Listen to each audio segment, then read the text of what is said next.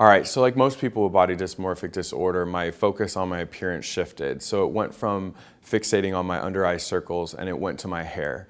And so in elementary and middle school, when I'd be on that playground, while other kids were focusing on playing games, I was constantly checking my shadow from the sun and seeing if any of my hair was sticking up.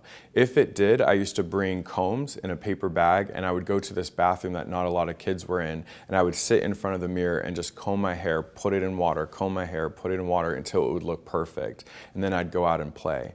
However, I was so preoccupied that I couldn't focus on the games. I kept checking my shadow and going back in. And this was my whole elementary and middle school recess time. I remember a kid had walked into the bathroom and kind of caught me, and I shoved the combs in the bag, and he's like, "Oh, is that food? Can I have some?" And I'm like, no, you wouldn't want it. And he's like, "No, I'm hungry, I'll eat anything." And I'm like, "Oh, it's peanut butter and jelly sandwich." And he's like, "I love that."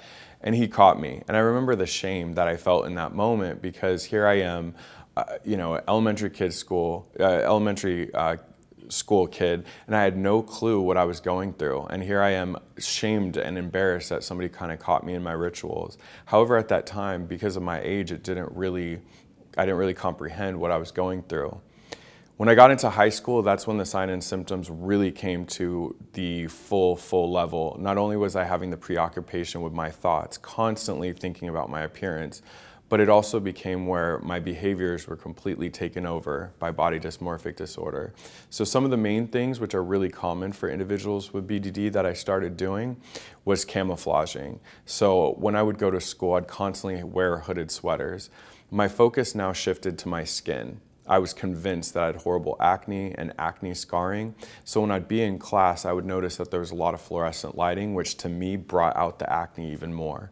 So I'd wear these hooded sweaters to school, and I would constantly kind of shift it to sort of block out the light, and made me feel like there was a shadow on my face, which would camouflage the acne. I also avoided certain colors in clothing. Red was off limits because I felt the red brought out my skin. There was a lot of reassurance seeking, which is very common for people with BDD.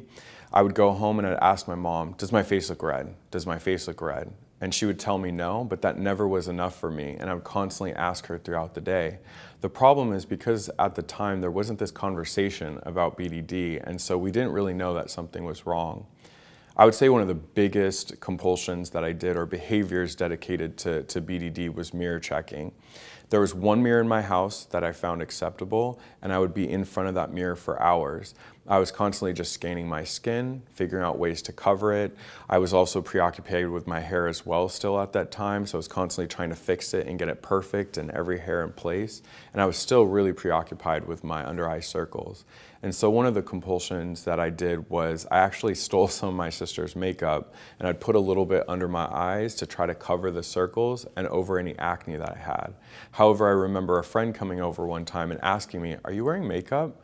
And that was so embarrassing and shameful that I wouldn't wear makeup anymore. However, that just sunk me into a deeper depression in high school, because now that was one of the camouflages that got taken away.